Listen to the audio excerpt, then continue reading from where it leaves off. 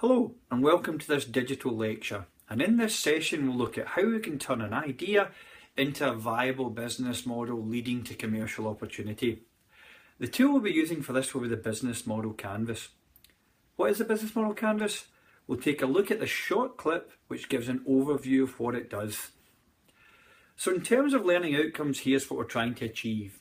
By the end of this session you should be able to provide a definition of business modelling, describe the various stages in the process of business modelling, and also use the business model canvas to build a viable business model. Now, Kaplan and Warren 2013 define a business model as a description of how your company intends to create value in the marketplace. It includes a unique combination of products, services, image and distribution that your business carries forward. It also includes the underlying organisation of people and the operational infrastructure that they use to accomplish the work. Now from this we can say that a business model is essentially a framework which expresses the various key components of the business which combine to give the product offering, or what is often called the value proposition. We'll look at this in more detail later in the session when we come to use the business model canvas tool, and for this you need a blank business model canvas and a stack of post-its. Now, even the most simple idea for a business, product or service can offer a variety of potential business models, each offering a different set of opportunities and challenges and ultimately benefits for the customer. So let's look at a basic example.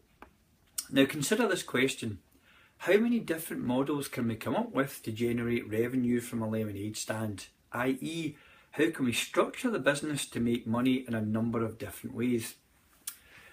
Now, the simple lemonade stall offers a range of possibilities for income generation, each leading to a very different business model.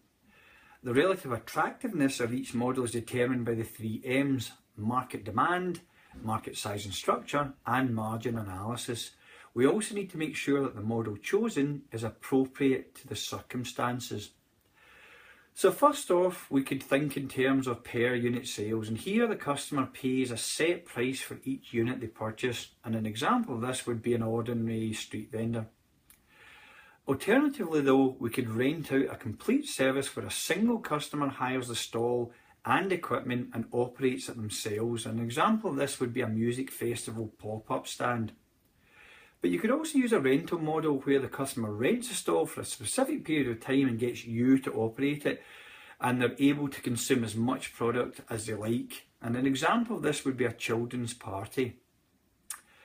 Another possibility would involve the customer paying for permission to operate the stall under your established brand, and this is clearly a franchise model. And finally, the customer could pay a monthly fee and consume as much as they like, whenever they like, using a subscription model. An example of this would be a membership scheme. So these are just some examples of how you can be innovative with even the most basic of business models. You can think of the business model canvas as a one-page business plan that explains what you want to do and how you intend to go about doing it. Once complete, it's very easy to expand this into a full business plan which you can use to lever in the resources you need to start and grow the business. In the same way that most people do not spend enough time at the idea generation stage, it's also fair to say that most do not spend enough time in the business model either, and instead they tend to go straight to writing a business plan or even just starting the business without a plan. This is a major mistake, as a strong business model is the foundation of a successful business. So how do we develop a business model? We'll take a look at this short video which explains how to use the business model canvas. The business model canvas has a number of different variants designed to do different things, and for our purposes we'll be using the triad version, which is sometimes also referred to as the criteria for success triad. As you can see, this version has the same 9 key components as every other version, but it groups them into 3 key success factors of desirability, feasibility and viability, and we need to balance these elements if we're to deliver something of value. Using the triad template allows us to identify early on in the process which of the key areas we need to develop. Now, any business model should be viewed as a work in process and as a cycle which is continuous. The key elements of this cycle are as follows.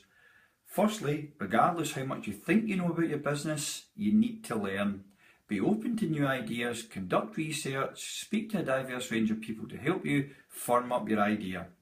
Ideas can be new, but generally they build on an idea or technology that already exists, so look hard at similar models in order to establish what are the common and critical success factors. From this, you can then think about how you can do it better. Next, you need to experiment and apply what you've learned from your research to your idea.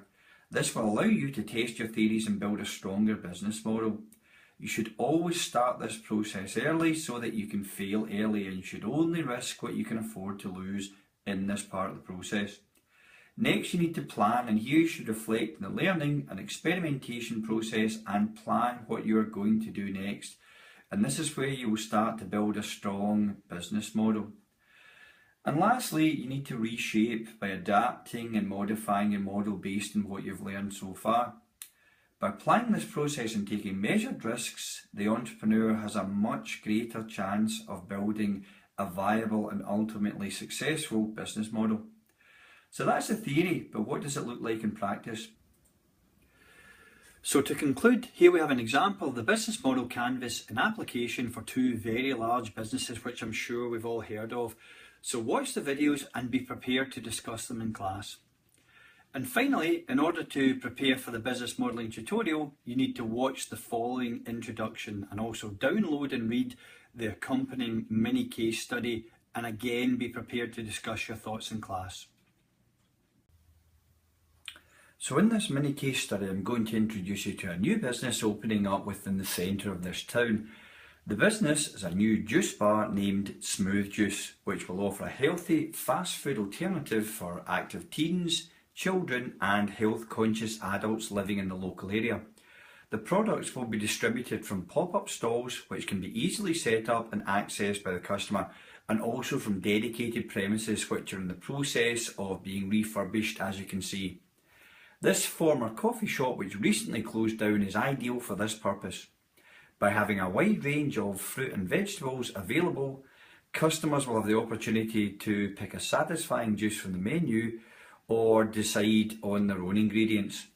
All juices are freshly made in front of the customer so that they know that there are no hidden ingredients to compromise the healthy product.